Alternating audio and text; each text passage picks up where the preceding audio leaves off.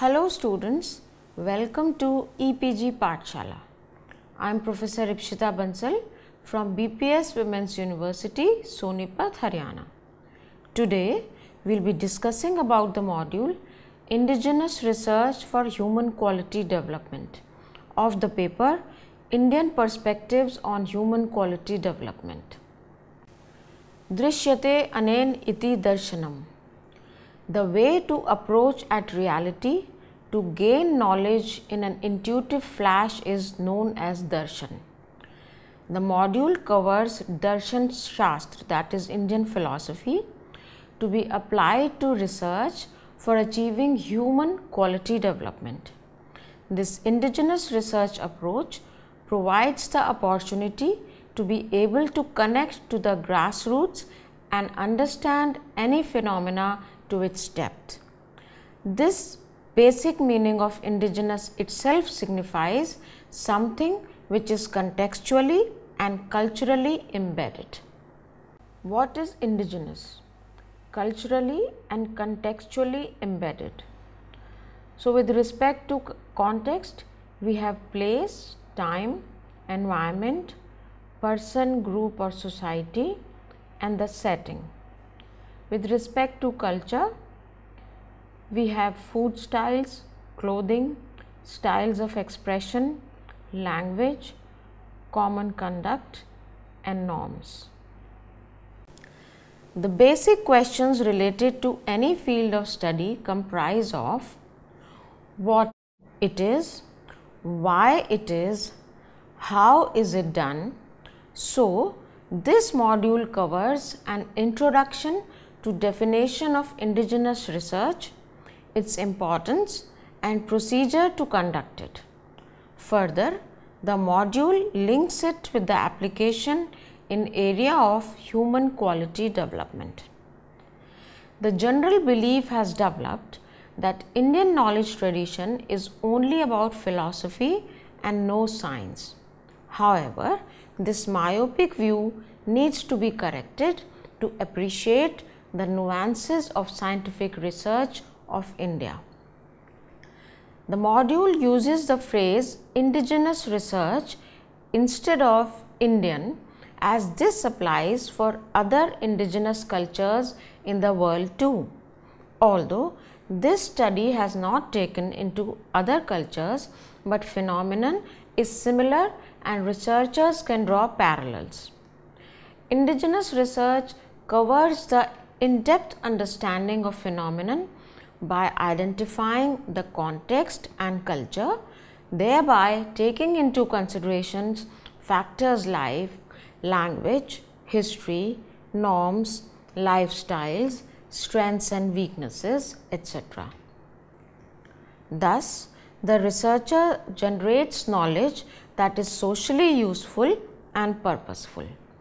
By doing so, the researcher contributes not only to the society, but to self also, as the mind is more creative and open to new and alternate worldviews, thus leading to human quality development.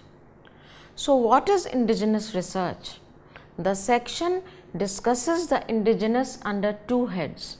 First, the indigenous research approach, and second, the fundamentals of indigenous research. But a brief about preparation needed at the researcher's level needs to be discussed here. The dominant scenario of the conventional research approaches make it difficult for a researcher to foray into indigenous research. Indigenous research. Preparation for beginning with the indigenous research is following. First, we have to overcome academic imperialism. There has to be open-minded approach. Then we should look towards education from a post-colonial perspective. An epistemology for transcendental phenomena has to be appreciated. Let's discuss these points in detail. Overcoming academic imperialism.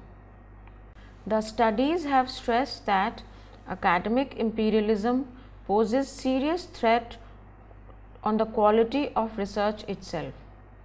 A group of researchers who worked on the collaborative indigenous research remarked that level of colonization is such that researchers are discouraged from pursuing indigenous research. The decolonization is required at the thought level, which has also been referred to as process of overcoming cognitive dominance, as this hinders the creativity and new ideas that a researcher can bring on table. Given this backdrop, a researcher has to be prepared to face some challenges in overcoming academic imperialism for pursuing indigenous research. Open-minded approach.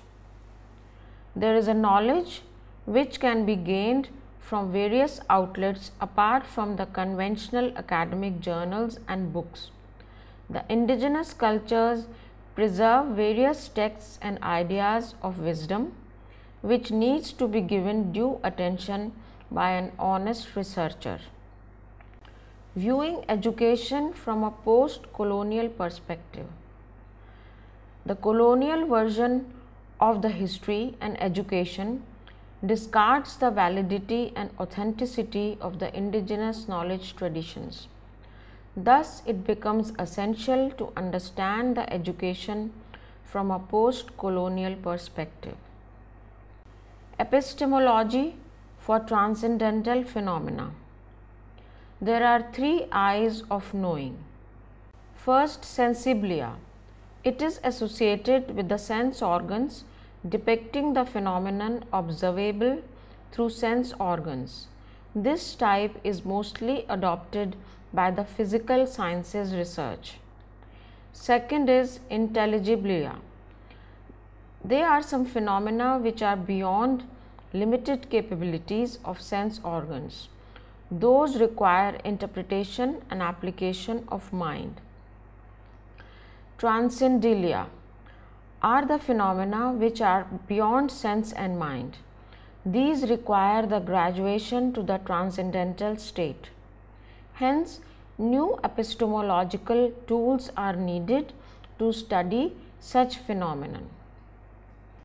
The following are 5 important points. Avoid the pathetic fallacy.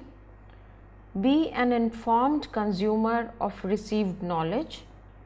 Seek original source. Widely accepted facts are often wrong. This has to be understood.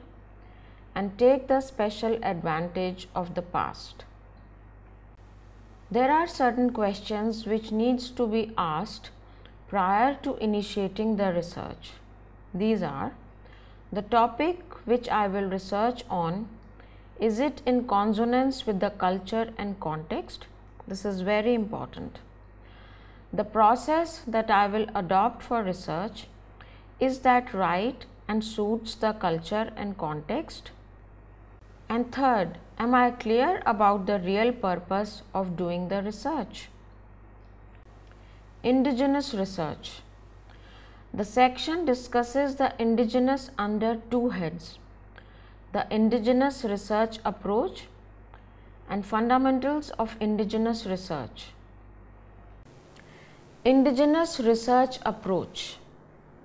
If we consider what to research, this question will require introspection on the problem that is concerning us as an individual, as a member of a family, society, nation or planet. The problem which creates deep trouble in our hearts is the one which keeps us motivated. In Bharatiya Darshan Shastra, that is Indian philosophy, this is known as Hey, knowing what the problem is. We should not jump to the solution after knowing the problem, as it will be very temporary and mostly ineffective. So, the next step is to go deep into the roots of the problem. For this, we may read papers, discuss with experts, faculty members, family members and friends. When we reach at a stage of knowing the cause of the problem where further exploration seems impossible, then it is He Hetu. We have arrived at the root cause of the problem. This stage may put us in a slight trouble, as the root cause of the problem may be such intense, overwhelming, its solution may appear beyond our limited capabilities and may induce some levels of frustration and fear.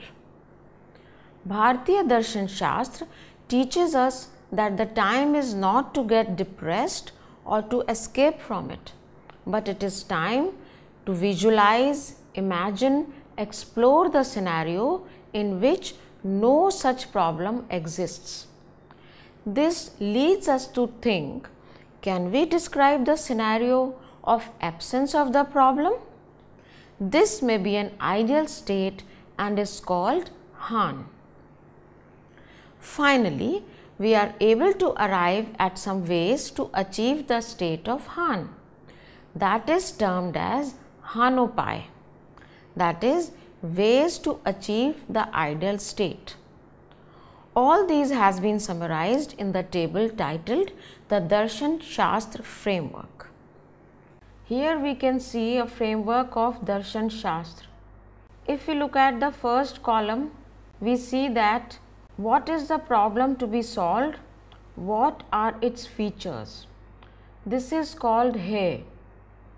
Second is antecedent of the problem, what are the reasons for it.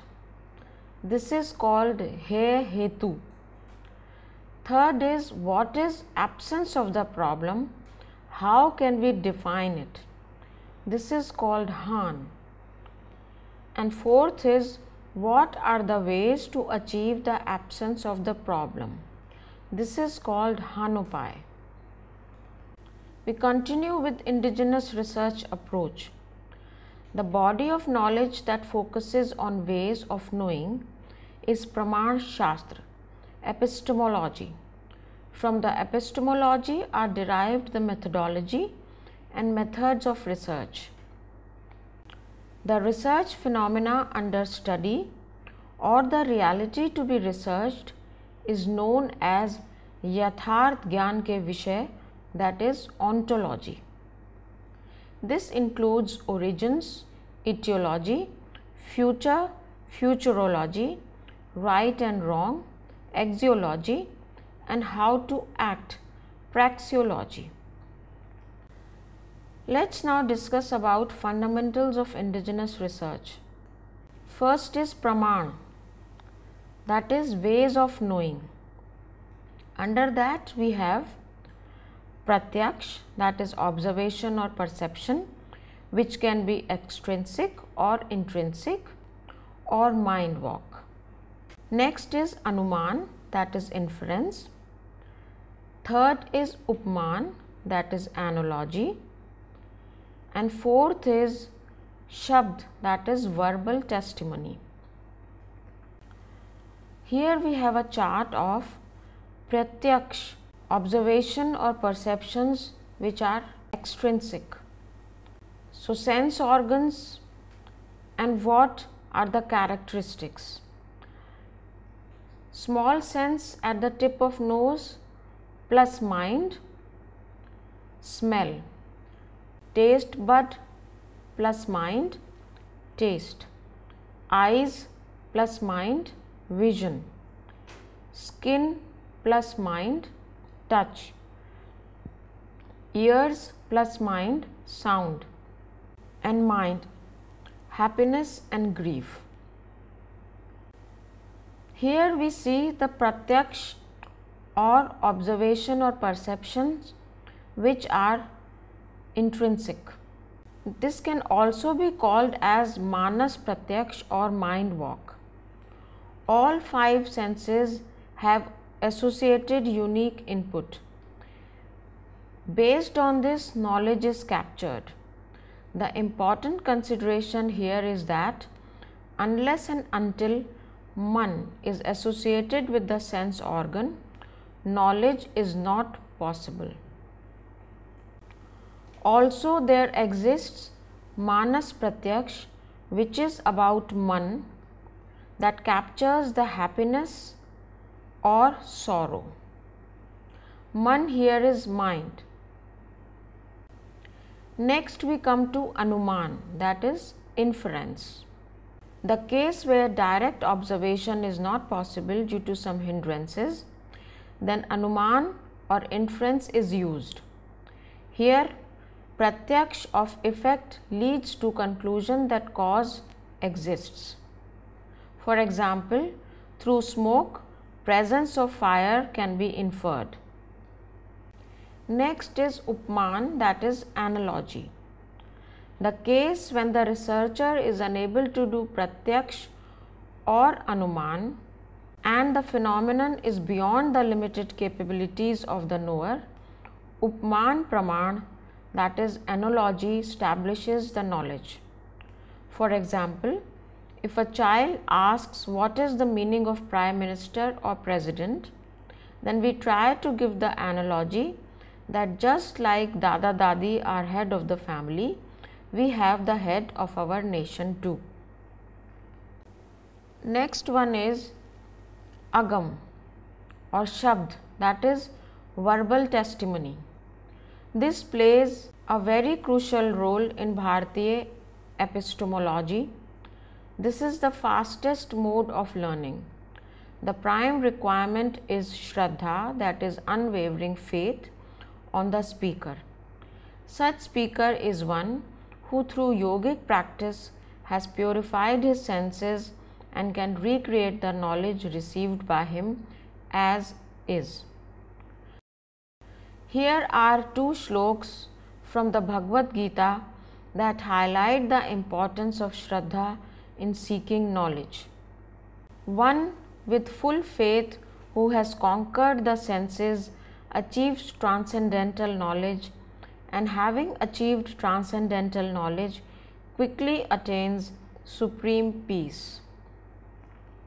Another one is the ignorant, one without faith, and one afflicted by inner doubt and uncertainty is ruined, and there is not happiness in this world nor the next for him.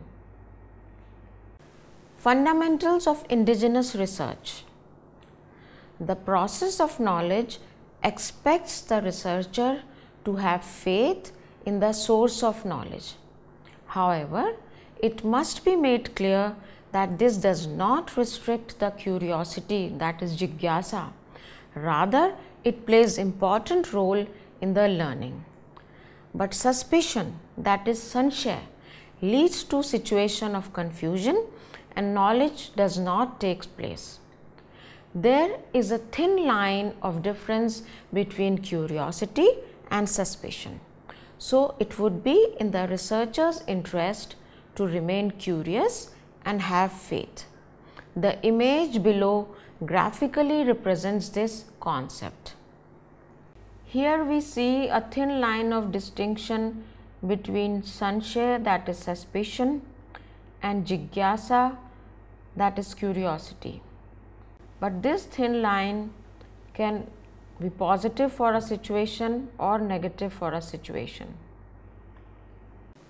Once the researcher has made the observations, he moves towards generating conclusion. A validity check is required. Here, it is expected that the researcher identifies the key and unique characteristics, that is lakshana, of the phenomenon, and through a check mechanism, that is pariksha, ensures that it is unique. Abhyas, ways of knowledge retention and retrieval. A student acquires quarter of knowledge from the teacher, a quarter from self-study, a quarter from classmates, and the final quarter in course of time.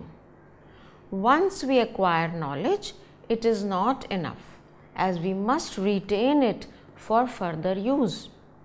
So the best way is not to keep notes in the copy, laptop or recorder, as all these are external objects. The best way is to internalize the phenomena by understanding it to depth and practicing it.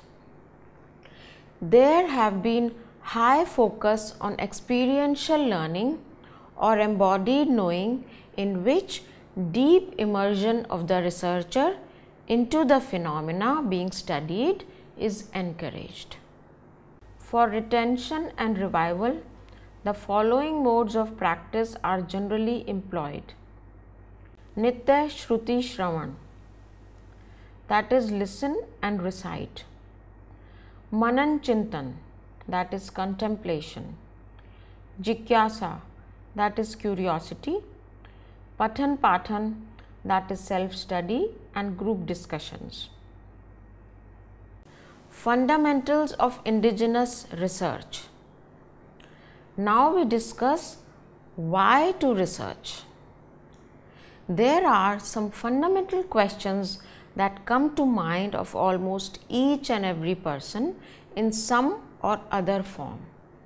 These include: who am I? What am I supposed to do? How should I do it? What is right or wrong? From where am I coming? What will be the future? So, research is an important way to explore self, to know ourselves better, for creating a better reality and achieve moksha. Next question is, what to research? As briefly stated in the introduction chapter, the topic preferably should be that which concerns the researcher. It could be any topic of any nature. Next question is, who is the researcher? The answer is, researcher is the seeker of knowledge. As a human being, we have various responsibilities. First, towards the self, that is Atma, is to listen to inner voice. Vivek, that is discerning wisdom, tells us what is right and wrong, to accept its inputs and act accordingly, and its responsibility towards the self. Next is responsibility towards everything else: our body, family, society, globe, animals, plants, etc. So, we apply our skills for the benefit of all these. And most importantly, having astha and shraddha, that is faith, on parents, gurus, that is our teachers, and Bhagwan, that is God, comes under our major responsibility. So, we have in summary the dimensions of indigenous research. What is research?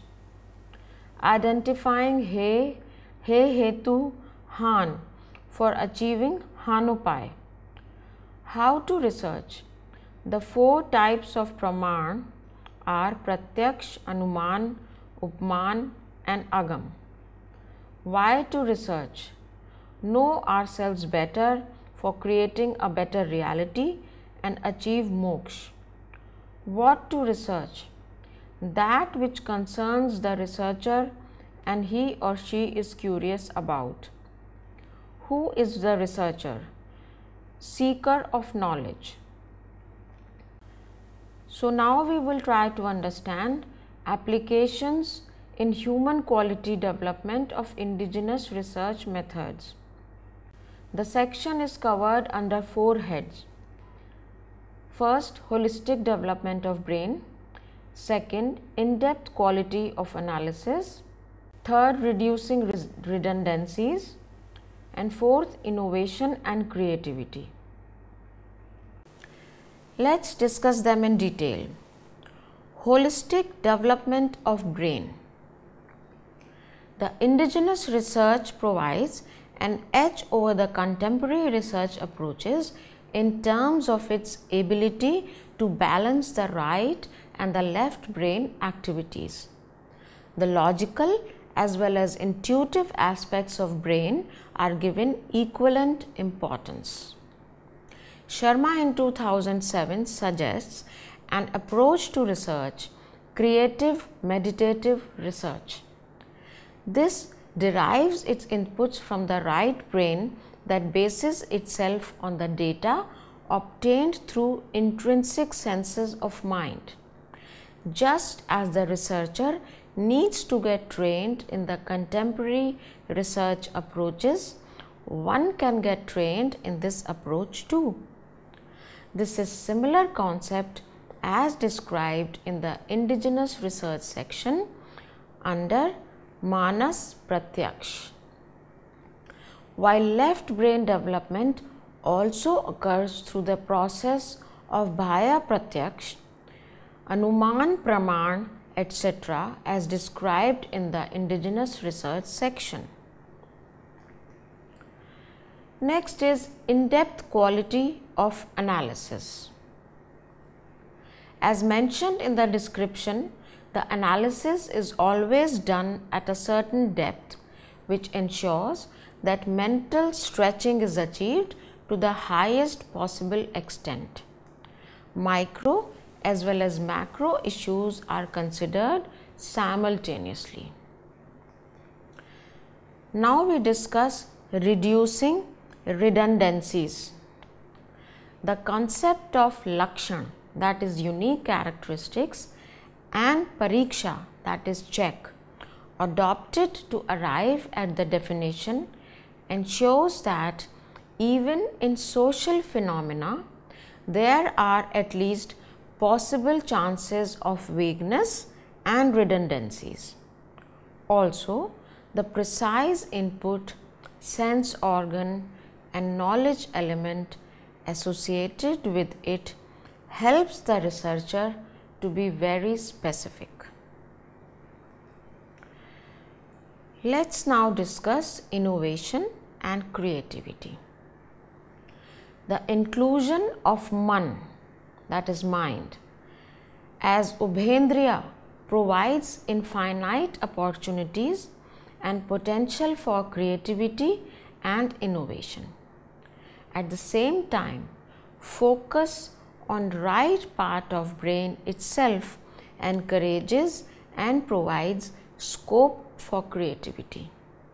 Swami Vivekananda said on process of knowing, one can master over the mind and then direct it towards the phenomenon to be known.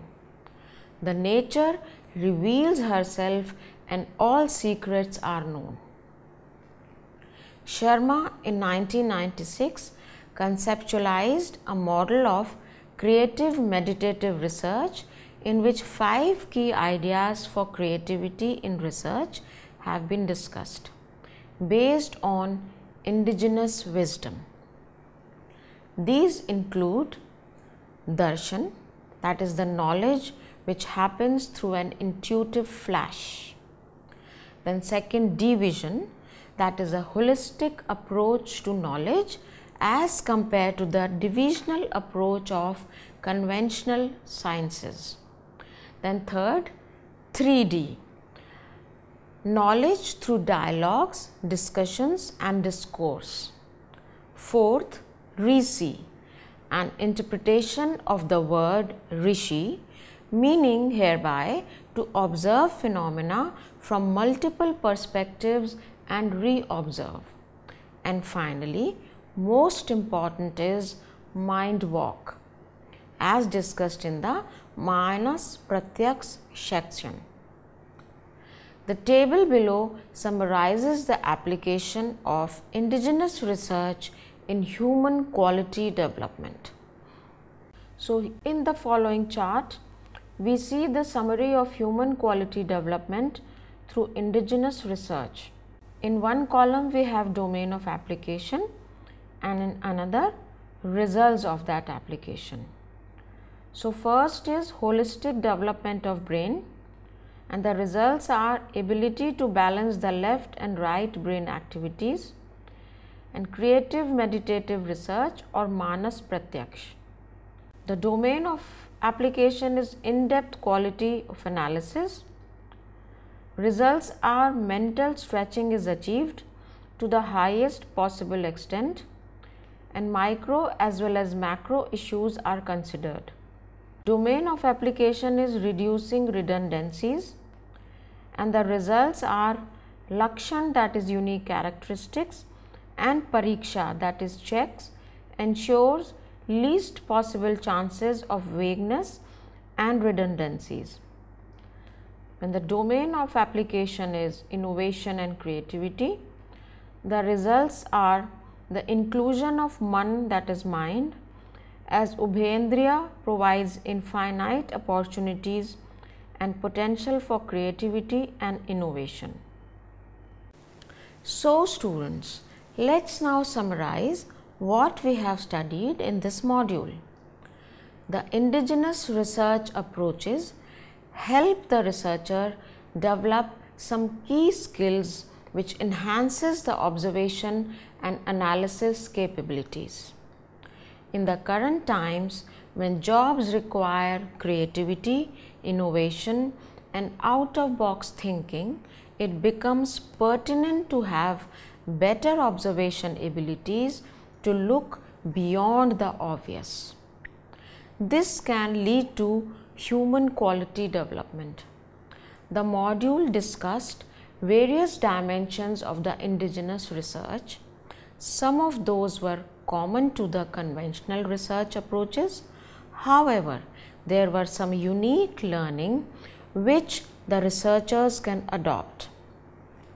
Linkages with the human quality development can happen not only for the researchers but for the practitioners also, as the frameworks and concepts shared in the module can be applied in personal as well as professional world. Thank you.